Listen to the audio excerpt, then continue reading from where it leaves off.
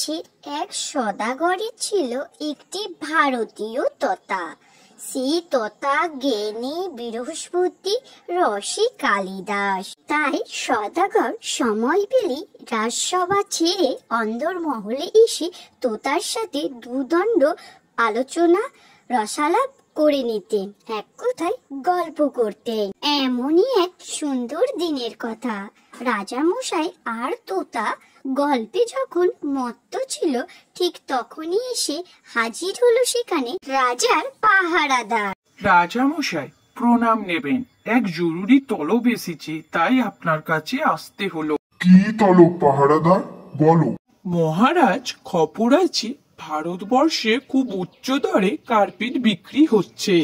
এরপর সওদাগর ডেকে পাঠালেন তার রানীকে এবং জিজ্ঞেস করলেন, রানী, আমি কার্পেট বিক্রির জন্য ভারতে যাব, তোমার জন্য কি আনবো সেখান থেকে? রাজা মশাই, আপনার আমার জন্য যা ভালো লাগবে আপনি সেটাই আনবেন। আপনি শুধু ভালোভাবে যান এবং সেখানে ভালোভাবে কার্পেট বিক্রি করে ফিরে আসুন, আমি এটাই চাই।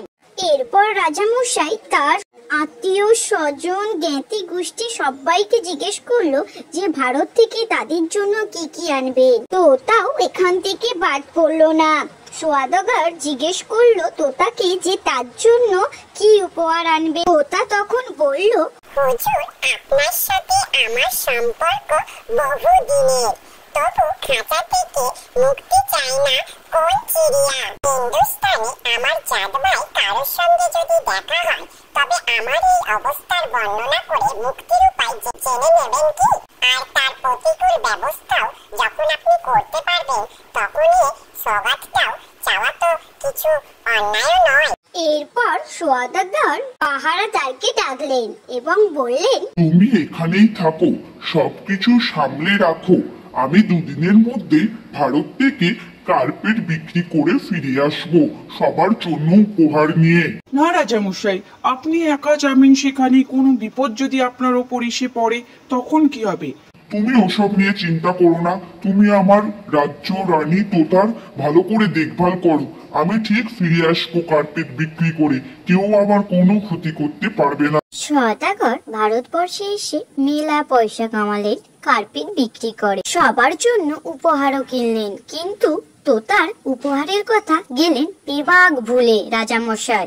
মনে পড়লো হঠাৎ একদিন এক বনের ভেতর দিয়ে যাওয়ার সময় এক ঝাঁক তোতা পাখি দেখে তক্ষুনি তাদের দিকে তাকিয়ে চেঁচিয়ে বললেন, তোমাদের এক বেরাদর ইরান দেশের খাঁচায় বন্ধ হয়ে দিন কাটাচ্ছে, তার মুক্তির উপায় কি তোমরা বলে দিতে পারো? কোনো পাখি খেয়াল করলো না সওদাগরের কথার দিকে। শুধু দুঃসংবাদটা একটি পাখির বুকে পা ছাড়লো যে সে তৎক্ষণাৎ মরে গিয়ে মাটিতে পড়ে গেল।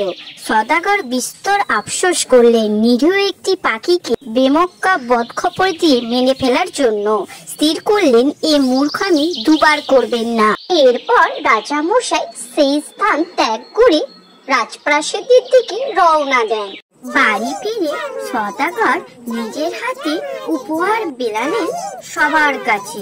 সবাই খুব খুশি, নিশ্চয়ই জয় হিন্দ বলছিল বেটা বাচ্চা সবাই। শুধু তোতা গেল ফাঁকি। সওদাগর আর ও ঘরে যান না, মাছি তোতা তাকে পাকড়ে ধরে উপহারের জন্য। সেটি হচ্ছে না, ও খবরটা যে করে হোক চেপে যেতে হবে। কিন্তু হলে কি হয়, বেখিয়ালে গিয়ে ঢুকে পড়েছেন হঠাৎ একদিন তোতার ঘরে। আসসালামু আলাইকুম, আসুন আসুন, আজকে আপনার হুজুরের আগমন শুভ হোক, ইত্যাদি ইত্যাদি। তোতা চেঁচালো। সওদাগর মনে মনে বললেন, এই রে খেয়েছে। তোতা আর ঘুঘু এক জিনিস নয় জানি, কিন্তু এ তো তোতা ঘুঘু।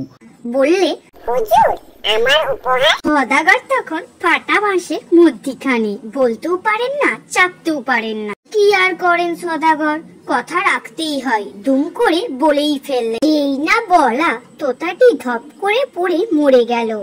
তার একটা বেরাদর সেই দূর হিন্দুস্তানে তার দুরবস্থার খবর পেয়ে হার্টফেল করে মারা গেল।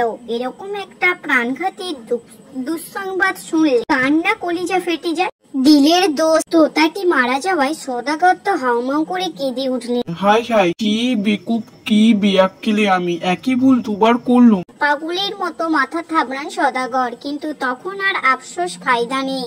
গোড়া চুরির পর আর আস্তা বলে তালা মেরে কিলা। এরপর সওদাগর কাঁদতে কাঁদতে খাঁচা খুলে তোতাকে বের করে রাজপ্রাসাদের বাইরে ছুঁড়ে ফেলে দিলেন। তখন কি আশ্চর্য, কি কেরামতি! ফুরুত করে তোতা উড়ে বসলো গিয়ে একটি গাছে। সওদাগর তাজ্জব, হাঁ করে তাকিয়ে রইলেন তোতার দিকে। অনেকক্ষণ পর সম্মতি ফিরে শুধলেন।